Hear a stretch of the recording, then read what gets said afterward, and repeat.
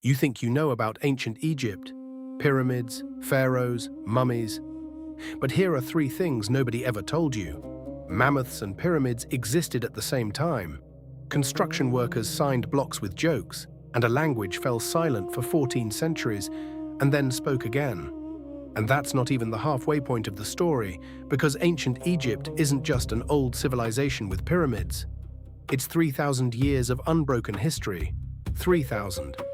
From the birth of Christ to today is 2,000 years. Egypt outlasted that span with room to spare. It all begins with a river. The Nile was literally the reason one of the most extraordinary civilizations in history came to exist. Every year it burst its banks and flooded the desert, and when the water retreated, it left behind black silt, fertile, rich, alive. In the middle of a waterless desert, a narrow green ribbon where wheat could grow, settlements could be built, and people could live. The Egyptians understood something modern people sometimes forget. You don't control nature. You learn to live alongside it. Every Nile flood was, in their view, a sign from the gods. A blessing, and if the water didn't come, a warning. The Nile was field, highway, and border all at once. Without it, there would be no pyramids, no pharaohs, none of what we call Egyptian civilization. Now, about power. The pharaoh was not simply a king. People believed he was a living god on earth. Through him, the gods maintained ma'at, order, harmony, balance. And if that balance were broken, the world might simply fall apart. That is why pharaohs built temples, performed rituals, raised pyramids. Not out of vanity, it was literally their job to keep the universe in equilibrium. Ramesses II is perhaps the most famous of them. He ruled for more than 60 years, outlived 12 of his sons, and left behind more monuments than any other pharaoh. He even carved his cartouches, royal seals, onto the monuments of his predecessors, claiming their legacy as his own. The Battle of Kadesh, which he depicted as a brilliant victory, actually ended in a draw. But whoever controls the inscriptions on the walls controls history. And then, a pharaoh who was almost erased from memory. Akhenaten abolished the entire Egyptian pantheon with a single decree. He kept only Aten, the solar disk. He moved the capital to a new city in the desert. The priests lost their power. The people were stunned. After his death, his successors did everything they could to erase him from history, and nearly succeeded. Wait, tell me, how many female pharaohs can you name? 1? 0? That's where most people stop. There is one more figure, Hatshepsut, a woman who became pharaoh, not regent, a full pharaoh with the double crown and the ritual beard. She ruled for 20 years. After her death, her successor ordered the destruction of most of her images. Imagine someone systematically moving through every temple, chiseling her face from the stone, for almost 2,000 years, as if she had never existed. But she did exist, and the stone turned out to be weaker than memory. And now, the pyramids. The Great Pyramid is made of 2.5 million blocks. Some weigh 80 tons. Raised to the height of a 50-story skyscraper. Without cranes, without concrete. And it remained the tallest structure on the planet for nearly 4,000 years, until it was surpassed by the spire of Lincoln Cathedral in the Middle Ages. The builders were not slaves. Archaeologists found their villages and records. They received rations, had doctors, and some were buried with honors near the pyramids. Teams signed their names on blocks. Friends of Khufu. Drunk with Menkaure. Imagine an ordinary worker after a shift under the Egyptian sun scratches a joke for the next crew. He wasn't thinking about eternity, yet that laughter reached us anyway. You've seen the pyramids in photographs, grey, weathered, but if you had seen them on the day they were completed, you wouldn't have recognized them. The pyramids were white, covered in polished limestone that reflected the sun so brilliantly they could be seen from dozens of kilometers away. Medieval Arab writers called them the Mountains of Light. That stone was stripped away to build Cairo. Only the grey cores remain, so everything you know about what the pyramids look like, you're looking at ruins. You have never seen a pyramid the way it was intended to be seen. The 3 pyramids of Giza may be aligned with the stars of Orion's belt. Whether this was intentional has never been proven, but the fact that Egyptian architects embedded astronomy in stone is well established. The Temple of Abu Simbel is designed so that twice a year, rays of sunlight penetrate into the innermost chamber and illuminate the statues of the gods. 3,000 years later, this happens to the exact day. It is not an accident. The Egyptians understood death in a radically different way. Not an ending, but the beginning of another journey. For the soul to be able to return, the body had to be preserved, hence mummification. But here is something few people fully grasp. To enter eternity, you had to pass through one of the strangest procedures in history, and it took 70 days. Priests removed organs into separate vessels, dried the body with salt, and wrapped it in layers of linen with amulets placed throughout. Food, furniture, and servant figurines were placed in the tomb. The brain was removed through the nose and discarded. For the Egyptians, the seat of the self was the heart. Now imagine, you've been digging in the desert for years and found nothing. Your colleagues laugh, the money is running out.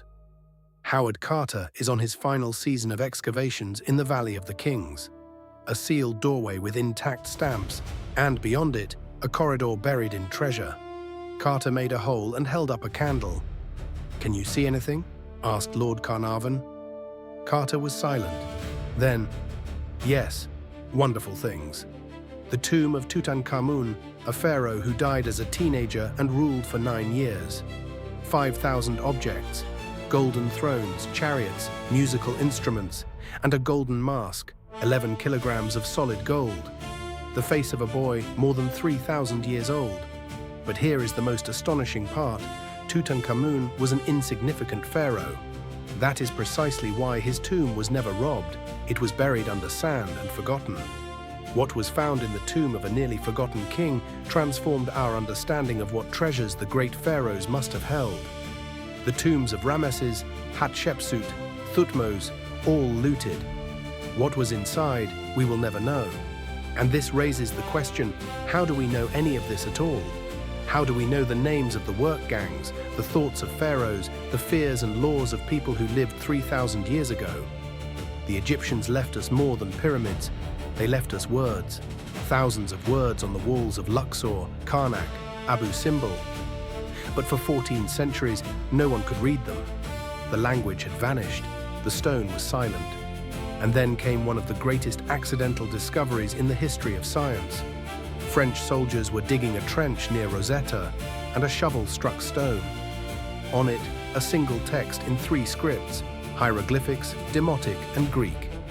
Champollion cracked the code. It turned out, hieroglyphics are not merely pictures, but a complex system in which signs represent both sounds and concepts. Thousands of inscriptions suddenly began to speak, and what they revealed astonished modern doctors reading those papyri. The Egyptians described surgical procedures with a precision that still draws admiration. They knew the heart pumps blood 2 millennia before European scholars discovered it. Their calendar, 365 days, the result of decades of astronomical observation. And here is a question few people ask. If Egypt survived the Assyrians, the Persians, and the Greeks, why did it finally fall? The answer is unexpected. The first blow came not from outside. The state fractured from within. Upper Egypt fell under the control of the priests of Amun. They accumulated such power that they became a separate kingdom. Lower Egypt passed to Libyan mercenaries. It was erosion from the inside. Then came the Assyrians, who took Memphis, but did not destroy the culture and withdrew. Egypt revived. New pharaohs copied the style of the Pyramid Age, brought back the old gods. An attempt at Renaissance, and largely a successful one. Think about that for a moment. A country that had just been conquered and plundered, rebuilt itself, and became a cultural center once again. That is not luck.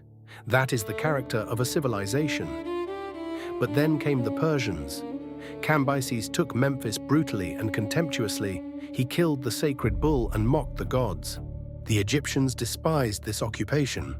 Over a century and a half, they rose up 3 times, and 3 times restored their independence.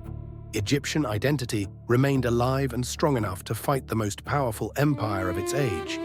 The Persians eventually reasserted control, but not for long, because he appeared. Alexander the Great, a conqueror who took the entire known world in 13 years. And here is the remarkable thing: the Egyptians did not receive him as a conqueror. After the hated Persian occupation, he seemed like the better option. Alexander played the role flawlessly. The priests proclaimed him the son of a god. And he accepted the title. He founded Alexandria, a city between East and West. Egypt felt not conquered, but chosen. After Alexander's death, Egypt passed to Ptolemy. His dynasty ruled for 300 years and methodically became Egyptian, building temples in the Egyptian style, adopting Egyptian titles. But the inscriptions contain grammatical errors. The language did not come easily. Alexandria lived in another world entirely, with its library and its scholars. Memphis and Thebes lived with their priests. Two realities inside one state that never truly merged.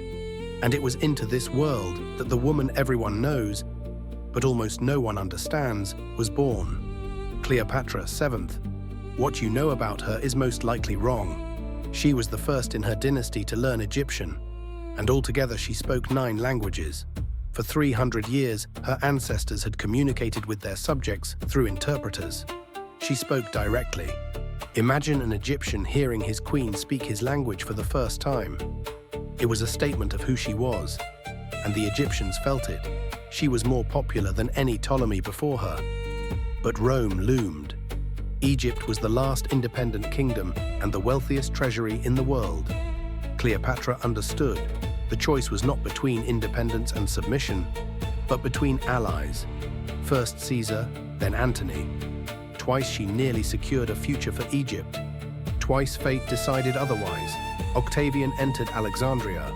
Cleopatra refused to become his trophy. She chose death, and with her ended an era that had survived the Assyrians, the Persians, and the Greeks, but could not survive Rome.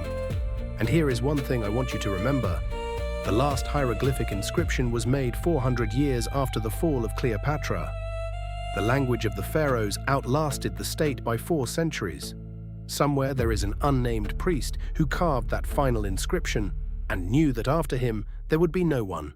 And still he picked up his tool, a culture dying slowly, like an ember. And then, silence. 14 centuries of silence until Champollion turned the key. But here is the most important thing. We are still finding new things. Entire cities lie hidden beneath the sands. Satellite imagery, radar scanning, and the outlines of structures no one has ever excavated begin to appear. Recently, one of the oldest ports in the world was discovered on the shore of the Red Sea. Egypt has not finished telling its story. Before we close, write in the comments. Which fact struck you most? Mammoths and pyramids at the same time, the workers' jokes on the blocks, Cleopatra and her 9 languages, or the decipherment of the Rosetta Stone. Ancient Egypt existed for more than 3,000 years. It was conquered by everyone, but the culture survived. Today, the pyramids stand above the desert. The Sphinx gazes at the horizon, and somewhere beneath the sand lie things that could change everything we think we know. We are not studying a dead civilization. We are reading a living text that has not yet been read to the end. And every new page is more astonishing than the last.